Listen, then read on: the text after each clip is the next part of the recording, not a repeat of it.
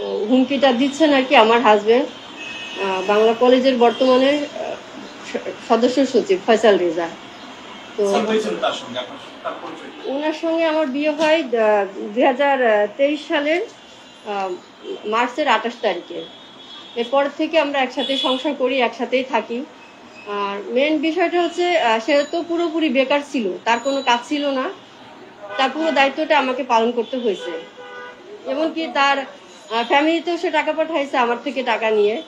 তার 2টা ভাই মালয়েশিয়া গেছে, সেখানেও আমাকে 3 লক্ষ টাকা দিতে হয়েছে। এমনকি সে টাকা না দিলে টর্চার করতো। প্রথম 2-3 মাস ভালোভাবে সংসার করছি, কোনো ঝামেলা করে নাই। এরপরের থেকে তার চাহিদা শুধু টাকাই চলে গেছে আমার, সে শুধু টাকাটাই চেয়ে গেছে যে আমার টাকা লাগবে, এই পারপাস ওই পারপাস। তার মাকে পাঠাইতে হবে, তার মা সুদের থেকে টাকা ঋণ করছে, সে ঋণ আমাকে শোধ করতে হবে। তারপরে সে তো বলতো যে তা রাজনীতি করতে, এটা আমি জানতামই না, পরে জানতে পারছি। সে মূলত বলছে তার একটা বাইং হাউসের বিজনেস আছে মোহাম্মদপুরে, তার এক ফ্রেন্ড দিদার, সে সহ শেয়ারে তারা ব্যবসা করে। দিদারের সঙ্গে আমার পরিচয় করাই দিছে। এমনকি বিয়ের পরে আমরা কক্সবাজার গেছি, দিদারও আমার সাথে গেছে, সে দিদারকে ছাড়া কোথাও যায় না। সেখানে যেও তারা প্রুভ করছে যে তাদেরই বিজনেস, তাদের সবকিছু, সেখানেও কিছু টাকা সে আমার থেকে নিছে দিদারকে বিজনেস পারপাসে। তো মূলত আসলে আমি তো একাই ছিলাম, তো বিয়ে তো মানুষ করে সংসার করার জন্য, তাই না? একজন হাজবেন্ডকে বিশ্বাস করে আস্থা রেখে তো সংসারটা করার জন্য মূলত বিয়েটা করা। কিন্তু সে তো আসছে তার খারাপ উদ্দেশ্য নিয়ে, আমি এটা বুঝিনি। সে রাজনীতি করতো, আমি এটা জানতাম না, আমার কাছে এটাও সে গোপন করছে এবং পুরোটাই মিথ্যাক বলে গেছে।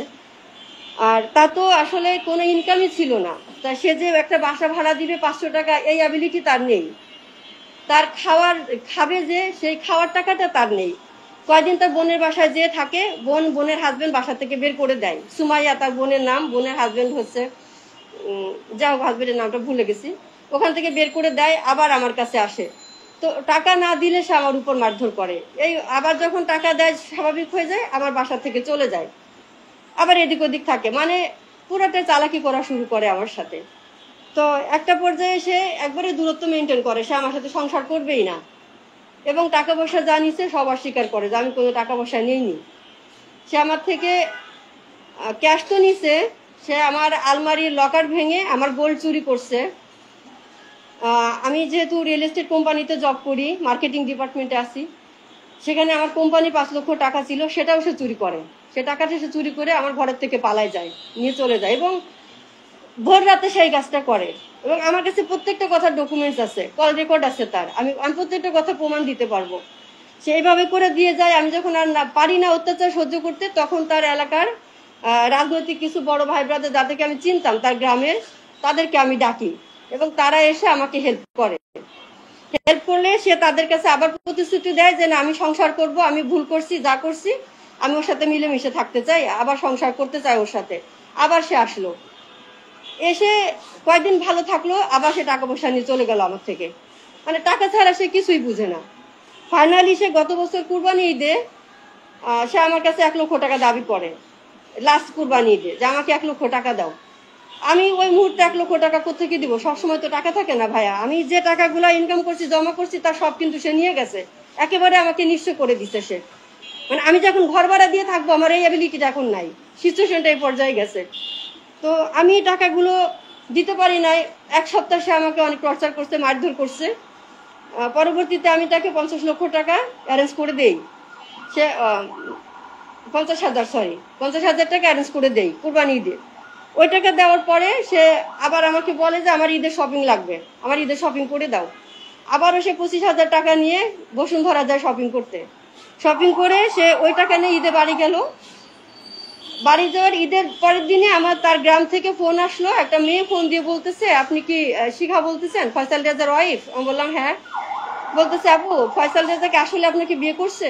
হ্যাঁ, কেন? বিয়ে তো অবশ্যই করছি, সে আমার হাজবেন্ড না। বলতেছে, সে তো আমার বান্ধবীকে বিয়ে করার জন্য আসছে, তার ফ্যামিলির ইয়ের থেকে সে বিয়ে করতে আসছে। তো আমরা এই ব্যাপারে খোঁজ খবর নিতে, আপনার কথা যেহেতু তাদের গ্রামে সবাই জানে, তার গ্রামের চেয়ারম্যান মেম্বার যারা আছে মূলত সবাই আমার বিষয়টা জানে, তাদের থেকে আমার ফোন নাম্বার তারা কালেক্ট করেছে, যার সত্যতা নিশ্চিত করে তারা বিয়েটা করে নাই। তো আমি ফয়সাল রেজাকে ফোন দেই যে তুমি বিয়ে করতে বাড়ি গেছো আমার টাকা নিয়ে, এটা কোন ধরনের বিহেভিয়ার আমার সাথে করতেছো তুমি? তো সেই ঈদের 4-5 দিন পরে ঢাকায় চলে আসার পরে আমি এক পর্যায়ে আমার মামাকে ডাকি যে মামা আমার সাথে এত খারাপ বিহেভ করতেছে, একটু আসেন। তো মামা আসার পরে সে মামার সামনে আমাকে মারধর করে, অনেক মারধর করে। মামা যখন জিজ্ঞেস করছে আর মামাকে উল্টাপাল্টা বলছে, বলার পরে সে আমাকে মারধর করছে। তো মামা তাকে আস্তে করে আমার বাসা থেকে বের করে দিছে যে আপাতত এখানে থেকো না, এক বাসা তোমাদের রেখে আমি যাইতে পারবো না, চলে যাও, তুমি আপাতত দূরে থাকো, বাবা যদি ঠান্ডা হয় মীমাংসা হয় তখন আইসো। তো আশা ওইভাবে সে মামা ওকে নিয়ে গেল রাতের বেলা। নিয়ে যাওয়ার পরে সে কিছুদিন থাকার পরে আর কি, বাইরে থাকার পরে তো মূলত তখনও যোগাযোগ ছিল আমার সাথে, যোগাযোগ করতো, বাসায় আসতে গেছে। যখন কিনা এই পর্যায়ে থেকে আগস্টের 5 তারিখ আসলো, 5 তারিখে যখন গভর্নমেন্ট চেঞ্জ হলো তখন তার পুরো চেহারাটা আমার সামনে চলে আসছে। 5 তারিখের দিন সকালবেলায় সে আমার থেকে টাকা নিছে, তা তো বাইরে আসার টাকা নেই। সকালবেলায় সে আমার থেকে টাকা নিয়ে বাইরে আসছে, সে মিরপুর যাবে, আমার থেকে টাকা 2000 টাকা নিয়ে সে মিরপুর আসছে খরচ হিসাবে। বিকেলবেলা হইতে না হইতে সে আমাকে আর চিনে না, কোনোভাবে সে আমাকে চিনতেছে না। ফোন দিলে গালিগালাজ করতেছে অকথ্য ভাষায়। সে ততক্ষণে মিরপুর গেছে, বাংলা কলেজে গেছে, কলেজে হলটল দখল করতেছে, মানে সে এখন নেতা হয়ে গেছে আর কি, এরকম একটা। সে আসলে বাংলা কলেজের তখন ছিল সাংগঠনিক সম্পাদক, ছাত্র দলের, বাংলা কলেজের ছাত্র দলের সাংগঠনিক সম্পাদক ছিল। আর এখন হচ্ছে সে সদস্য সচিব, বাংলা কলেজের রানিং সদস্য সচিব। তো ওইটা যাওয়ার পরের থেকে সে আমার কাছে খুব খারাপ বিহেভ করে। আর তার আসলে বিভিন্ন বয়সীর মহিলাদের সঙ্গে 55 বছর 60 বছর বয়স, এমিলি নামে একটা মহিলা আছে, খিলগাঁও থাকে, তার ওরকম 45-40 বছর বয়স। সে সমস্ত মহিলাদের তার মানে ওর বিজনেস এটা, বিভিন্ন মহিলাদের সাথে সে সম্পর্ক করবে, তাদের থেকে টাকা পয়সা নিয়ে ও চলবে, ওর আর তো কোনো ইনকাম নেই। আমি যে বিয়ে করছি, আমি তো করছি বিপদে বিয়ে করে, আমি তো এখন সামাজিক মর্যাদা নিয়ে সরতেও পারি না, কিন্তু তার সমস্ত খরচ দিয়েও আমি তাকে আটকায় রাখতে পারি না। টাকা পয়সাও নিবে, তার পকেট খরচ নিবে, তার খাওয়া দাওয়া, তার ডেলি 500-1000 টাকা আমাকে দিতে হয়। রাজনৈতিক হুমকি সে আমাকে দিচ্ছে। এখন সে আমি আসতেছি 5 তারিখের পরের থেকে যখন গভর্নমেন্ট চেঞ্জ হইলো, তো আমাকে মারধর করলো। তো আমি একটা পাইলাম যে সেরকম একটা বয়স্ক মহিলার সাথে তো আগে থেকে রিলেশন, ওই মহিলার বাসায় গেছে, সে বার্থডে করছে, 31 আগস্টের বার্থডে, ওখানে কি বার্থডে করছে, পার্টি টাটি করছে। তো তখন আমি ফোন দিলাম যে তুমি এগুলি করতেছো, তোমার কারণে তুমি কখনো ভালো হবে না, মানুষ এত খারাপ হয় কি করে। তো সে আমাকে গালিগালাজ করলো, আমি তোর সাথে সংসার করবো না বলছি, আবার আমাকে ফোন করিস কেন। তো তখন আমি একটা লিখিত অভিযোগ আমি বিএনপি পার্টি অফিসে নিয়ে আসি, আমার বিয়ের কাবিননামাটা আমার সহ লিখিত অভিযোগ আমি ছাত্রদল কেন্দ্রেতে আর কি, কেন্দ্রে আমি অভিযোগটা করি, মূলত কেন্দ্রে অভিযোগটা করি। সেটা আমি অভিযোগটা যখন করছিলাম সেখানে নাসির ভাই ছিল, রাকিব ভাই ছিল, ওনারা ছিল আর কি, ওনাদের কাছে আমি অভিযোগটা করি। রাকিব ভাই বললো যে আমি এটা খোঁজ নিয়ে আপনাকে জানাচ্ছি। উনি হচ্ছে রাকিব ভাই ছাত্র দলের কেন্দ্রীয় সভাপতি রাকিব ভাই, আর সহ সভাপতি মনে হয় নাসির ভাই, সেক্রেটারি নাসির ভাই, ওনারা ছিলেন, জাহাঙ্গীর ভাই ছিলেন। ওনারা পজিটিভলি নিছেন, ওনারা যথেষ্ট আমাকে হেল্প করেছেন, জানে সিনিয়ররা মেবি জানে। তো আমি যখন বললাম, পরের দিনে ফয়সাল রেজা আমার হাজবেন্ড আমার মামাকে ফোন দিয়ে বললো যে মামা আপনার ভাগ্নি আমার অফিসে, বিএনপি অফিসে যে আমার দলের ছাত্র দলের সভাপতির কাছে কমপ্লেন করছে, আমি আপনার মেয়েকে যেখানে পাবো টুকরো টুকরো করে কেটে ওর লাশটা আমি কুকুর দিয়ে খাওয়াবো, আপনি আপনার মেয়ের লাশটা রিসিভ করার জন্য রেডি থাকেন। তো তখন মামা বলতেছে তুমি অফিস থেকে বের হয়ে যাও। আমি আসলে বের হইনি, আমি ভাবছি যে হয়তো আসবে না, এমনি বলতেছে। এর 1 ঘন্টা পরেই ও 10-12 জন গুন্ডা পান্ডা নিয়ে আমার অফিসে আসছে, আমাকে অ্যাটাক করছে। তারপরে আমি অফিস থেকে, যেহেতু আমি একজন সিনিয়র কর্মকর্তা, আমার একটা প্রেস্টিজ আছে, আমি অফিস থেকে বের হয়ে আসছি। ওর সামনে এসে আমাকে 4-5টা বাইক নিয়ে আমাকে রাস্তায় আগলা দিছে, যাইতে দিবে না। তখন আমি রাকিব ভাইকে ফোন দিলাম, এটা হচ্ছে আপনার সেপ্টেম্বরের 4 তারিখে, 24শে সেপ্টেম্বরের 4 তারিখে। তো আমি ফোন দিলে রাকিব ভাই কথা বলে যে তোকে না আমি মানা করছি, ওটা ঝামেলা করবি না, কেন করতে গেছিস। রাকিব ভাই সবসময় পজিটিভলি আমার বিষয়টা নিছেন, উনি যথেষ্ট হেল্প করছেন আমাকে। তো তারপরেও হুমকি টামকি দিয়ে চলে গেছে, এই পর্যায়ে আছে। তো ও সব সময় আমাকে বলে যে আমাকে ডিভোর্স দিতে বলে, আমি ওর তাকে ডিভোর্স দিয়ে দিব, না হলে আমাকে মানে মারার হুমকি সবসময় জন্য, শুধু হুমকি দিয়ে সে থামে নাই, সে কিন্তু আমাকে কয়েকবার অ্যাটেম্প নিছে খুন করার জন্য। তার সাথে কিছু ছেলে পেলে থাকে, তার ছোট ভাই বলে রাজনৈতিক ভাষায়, ওরা আমাকে ফোনে অকথ্য ভাষায় গালিগালাজ করছে। এবং এই ছেলেগুলো প্রত্যেকটা আমাকে যতবার আক্রমণ করছে, এই ছেলেগুলোই আমার ওর সাথে আছে এবং আমার বাসায়ও গেছে। আমার বাসায় গেছে, আমাকে অ্যাটাক করছে। তখন কিন্তু আমি সিসিটিভি ফুটেজটা রেখে দিছি যে কে কে আমার বাসায় গেছে। সেদিন অনেক মারধর করছে। যে যখন ওর রাজনৈতিক পদটা যেদিন ঘোষণা হবে, এর আগেও ডিভোর্স দিয়ে ফেলছে, আমি জানি না, গোপনে ডিভোর্স দিছে। ডিভোর্স দেওয়ার পরে আবার 1 মাস পরে সে নিজে ডিভোর্সটা উইথড্র করছে। আমি জানি না, আমার কাছে কাগজটা আসে নাই, আমি পাই নাই। এই যে আমার কাছে ডকুমেন্টসগুলি আছে। সে 1 মাস পরে, ডিভোর্সের 1 মাস পরে সে ডিভোর্সটা সে নিজে উইথড্র করছে। উইথড্র করে সে পরবর্তীতে হয়তোবা যে আমার এটা নিয়ে ঘটনাটা বাংলা কলেজে অনেক আন্দোলন হয়েছে তার বিরুদ্ধে, যে সে তো বিবাহিত, সে ছাত্র দলে কিভাবে নেতৃত্ব দিতে পারে, সে তো পারে না এটা করতে। তার এগেনিস্টে যারা আছে তারা এটা করছে। তো কোনো কারণে যাই না, যেদিন তার ডিসেম্বরে যখন ছাত্র দলের কমিটি ঘোষণা করবে নতুন করে, তখন সে আমার বাসায় যায়। হঠাৎ করে বিকেলবেলা আমার অফিসে গেছে, অফিসে পায় নাই, তো আমার বাসায় গেছে। ওইগুলোর সাথে নিয়ে যেগুলো যারা ওর সাথে থাকে, আমি চাইলে নাম বলতে পারি যদি চান, বা ফোন কল রেকর্ড আমি দিতে পারি সবাইকে, যে কে কে আমাকে কত ধরনের বাজে বাজে হুমকি দিছে, মেরে ফেলার হুমকি দিছে। বলে যে এখন বিএনপি দেশ চালাচ্ছে, বিএনপির হাতে রাষ্ট্র ক্ষমতা, আপনি আইন আদালতে গেলেও বিচার পাবেন না। আর আমি তো আসলে একা থাকি বলতে আমার তো বাবা নাই, আমার বড় ভাইও নাই। আমি আমার বোনের সাথে থেকে চাকরিটা করতাম। ফয়সাল রেজার সাথে বিয়ে করার পরে ও বাসা নাই, ওর এনআইডি নিয়ে বাসা ভাড়া নিছে। ওইভাবে তো তখন থেকে 3 বছর সংসার করছি ওর সাথে। তো সেদিন ও আমাকে বিকেলে এসে জিম্মি করে, 2 ঘন্টা অনেক মারধর করে এবং আমার ফোন টোন সব নিয়ে নেয়। 10-12 জন পুরুষ মানুষের সাথে আমি সেখানে কি করতে পারি আপনারা বলেন? কিছুই করতে পারি না। তো এক পর্যায়ে আমি ফোন, তো আমাকে বলতেছে পার্টি অফিসে এসে রিজভী সাহেবের সঙ্গে কথা বলতে, যেতে তার সাথে আমার কোনো ঝামেলা নাই, সে শান্তিতে সংসার করে এবং আমার সমস্ত ভরণ পোষণ সে দিচ্ছে। তো আমি কেন মিথ্যা কথা বলতে যাব? সে তো দিচ্ছে না, সে তো সবসময় এরকম করে।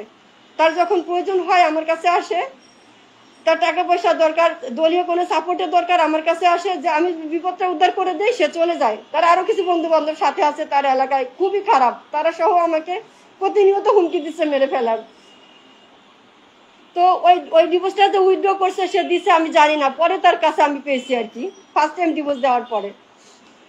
তো ওই দিন আমি যখন রাকিব ভাইয়ের সাথে বললাম যে ভাইয়া ও তো আমার সাথে এরকম খারাপ বিহেভ করতেছে, মারধর করে আমাকে, আমি এখন কি করব আপনি বলেন। ভাইয়া বললো যে ও তো সংসার করতেই হবে তোমার সাথে, আর আমি আছি তোমার বড় ভাই, তুমি যে কোনো সমস্যা আমাকে বলবা, আমি হেল্প করবো। ভাইয়া সবসময়ের জন্য পজিটিভলি ছিল আমার দিকে, আমি ভাইয়ার বিরুদ্ধে কোনো কমপ্লেন নেই। ছাত্র দলের সভাপতি রাকিব ভাই আমাকে অনেক হেল্প করছে এবং আমার সংসারটা করার জন্য উনি অনেক চেষ্টা করছে। ফাইনালি যখন আমি ওই দিন ভাইয়ের সাথে কথা বলার পরের দিনে ওকে কমিটিতে রাখলো, সদস্য সচিব পদটা দিল। দেওয়ার পরে সে আবার পুরো উল্টে গেছে। পদ পাওয়ার পরে সে আর আমাকে চিনে না, আবারও গালিগালাজ, বাসায় আসে না, মিরপুর থাকে। ইমন নামে একটা ছোট ভাই আছে ওর, ইমনের একটা খালা আছে, সেই খালা নাকি লয়ার, সেটা ডিভোর্সি খালা। সেই খালার সাথে সে অলরেডি অ্যাফেয়ারে জড়াই গেছে, একই ফ্ল্যাটে থাকে, ইমনের বাসায় থাকে। ইমনের খালার সাথে সে অ্যাফেয়ারে জড়াইছে। সে আমি যে তার ওয়াইফ তার খেয়ালই নাই, তার মাথায় নাই তার, সে ওইখানেই থাকে। আর আমাকে প্রতিনিয়ত প্রেশার ক্রিয়েট করে, ডিভোর্স করো ডিভোর্স করো, ডিভোর্স ছাড়া তার মুখে কোনো কথা নেই। আমার কাছে এখানে এখন আমি চাচ্ছি আমার জীবনের নিরাপত্তা। সে তো ডিভোর্স দিছে, দেওয়ার পরে 2 মাস পরে সে আবার আমাকে ডিভোর্স দিল। একটা মানুষের সে কত ধরনের বেইমানি করতে পারে আপনারা যদি একটু বলেন। আমি একটা মেয়ে হয়ে একটা পুরুষের 3টা বছর তার দায়িত্ব নিয়েছি, তার ফ্যামিলির দায়িত্ব নিয়েছি হিসাবে। আমি যেটুকু সঞ্চয় করছি আমার সমস্ত সঞ্চয় সে নিয়ে গেছে। আপনি কি মনে করছেন সে ছাত্র দলের পাওয়ার খাটিয়ে? হ্যাঁ, সে আমাকে সবসময় বলে যে, এবং তার ছোট ভাই যেগুলি ওরা আমাকে বলে, মীর দাদা নামে একজন আছে জগন্নাথ ভার্সিটি, সেও বলছে যে এখন তো দেশ চালায় বিএনপির হাতে সবকিছু, তো আপনি কোথাও কমপ্লেন করে কিছুই আমাদের করতে পারবেন না। এবং ফয়সালের কথায় পল্টন থানার পুলিশ উঠা বসা করে। ও যে আমাকে ফোন করতে আসছে, আমি ওই থানায় জিডি করছি, আমি জিডি কপি নিয়ে এসেছি।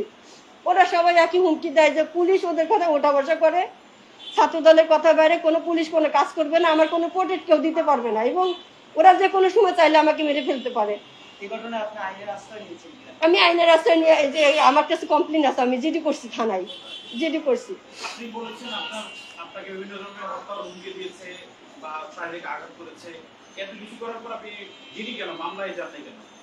মামলায় যায় নাই কারণ আমি তো চেয়েছি সংসারটা করতে। যখন আমি একটা স্টেপ নিতে গেছি তখন সে আবার এসে নমনীয়তা দেখাইছে, এমনকি শুধু ফয়সাল না, রিকোয়েস্ট করছে যে বাবা একটু ধৈর্য ধরে থাকো, নিয়ে আসবো। তো সেখানেও তারাও শুধু মিথ্যা আশ্বাস দিয়ে গেছে। ফাইনালি তারা আবার আমাকে ডিভোর্স করেছে এবং সেটা ফোর্স করে আমাকে ডিভোর্স করেছে। এখানে আমি সেখানে আমার কল রেকর্ড আছে, আমি বারবার বলছি যে আমাকে জোর করে ডিভোর্স করানো হচ্ছে। আমি তো ডিভোর্স চাইনি। ডিভোর্স কে চাই বলেন? আমি একটা মেয়ে, আমি কেন আমার হাজবেন্ডের থেকে ডিভোর্স নিব? এখন তার প্রয়োজন পড়ে গেছে, সে এখন তার দল ক্ষমতায়, তার ভাষা এটা যে আমার দল ক্ষমতায়, আমি বিএনপি দেশ চালাচ্ছে, আমার এখন তোমার মতো ওয়াইফ দরকার না, আমি আমার মতো করে আমার ফিউচার গড়ে নিব। আমি, ওর পেশা হচ্ছে রাজনীতি, ও রাজনীতি পেশা, যেহেতু ও বিবাহিত, এটা জানলে ও রাজনীতি পেশা হিসাবে নিচে যেত, এটা সে থাকবে না। এটা সে ভয়ে সে আমাকে আবারও ডিভোর্স দিছে। বলতে চাচ্ছেন তার পদের জন্য আপনাকে তালাক দিয়েছে? পদ পাওয়ার জন্যই আমাকে তালাক দিয়েছে এবং 2বার দিয়েছে। 2বার। সে ফার্স্টে তালাক দিয়েছে পদটা রাখার জন্য, যখন দেখছে এটা ফ্লাশ হয়েছে, সবাই জানে ঘটনা, তখন সে নিজের তালাকটা উইথড্র করে পদটা সে যখন পেয়ে গেছে ডিক্লেয়ার দিছে দল থেকে, এরপরে সে আমাকে আবারও ডিভোর্স দিছে। এবং এর থেকে কত জঘন্য জঘন্য কাজ যে আমার সাথে করছে সব তো আমি বলতে পারি না, এখানে তো সব বলা যায় না। আমার কাছে সে ডিভোর্সের পেপারসগুলি আছে, তারপরে আমি যে অভিযোগগুলি করছি সেগুলি লিখিত আকারে আছে। সে 2বার ডিভোর্স উইথড্র করতে দিতে, সেটা পেপারস আছে। আর আমি এখন বিএনপির ভাইস প্রেসিডেন্ট তারেক রহমানের দৃষ্টি আকর্ষণ করছি যে ভাইয়া, আমি খুবই বিপদগ্রস্ত হয়ে গেছি, আমার জীবনটা নিয়ে আমি খুবই বিপদে আছি। আমি অফিস করতে পারতেছি না, আমি চাকরি করতে পারতেছি না, আমি বাইরে বেরোতে পারতেছি না, আমি যে একটা বাসা নিয়ে থাকবো সেটা পারতেছি না। এমনকি আমার ফোন নাম্বারটা বিভিন্ন আজেবাজে সাইডে সে সেন্ড করে দিচ্ছে। সত্যি কথা ভাই, আমি দেখাইতে পারবো, খুব বাজে বাজে জায়গা থেকে ফোন আসে আমার ফোনে। এখন আমি সেটাও কিছুই করতে পারতেছি না, আমি এখন রাস্তায় বেরোতে পারি না, প্রতিনিয়ত আমাকে মেরে ফেলার হুমকি দিচ্ছে। এখন আমি আমার জীবনের নিরাপত্তা চাচ্ছি, বাংলাদেশ গভর্নমেন্ট বলেন আর ভাইস প্রেসিডেন্ট তারেক রহমানের দৃষ্টি আকর্ষণ করছে, বিশেষ করে যে দলীয় পাওয়ারে সেই কাজটা করতেছে। আমাকে প্লিজ আপনারা হেল্প করেন। আপনার জানার মতে আদৌ তার ছাত্রত্ব আছে কিনা? না, পদধারী নেতা বর্তমানে আমার জানার মতে সে তো ছাত্র তো থাকার কথা না, এটা আপনারা আসলে খোঁজ নিলে পারবেন। এবং ওই কমিটিতে প্রত্যেকে বেশিরভাগ বিবাহিত। নেক্সটে যে লাস্ট যে কমিটিটা আসছে সবাই ওখানে, আমার জানার মতো 5-6 জন বাংলা কলেজ ছাত্র দলের কমিটি, সবাই এখানে বিবাহিত। এবং এই লোকগুলোই আমাকে সবসময়ের জন্য অ্যাটাক করতেছে। সে কি বিবাহিত? তো আপনি অভিযোগ করছেন, তাহলে তাদের কি এখনো বউ আছে, স্ত্রী আছে, না সবাই তালাক দিয়েছে? না, সবাই তো সংসার করতেছে এবং কেউ কেউ ঝামেলাও করতেছে, তাদের ওয়াইফরাও আমার সাথে যোগাযোগ করে। একজন তো প্রেগনেন্ট, সে মেয়েটা সারাক্ষণ ফোন দিয়ে কান্নাকাটি করে।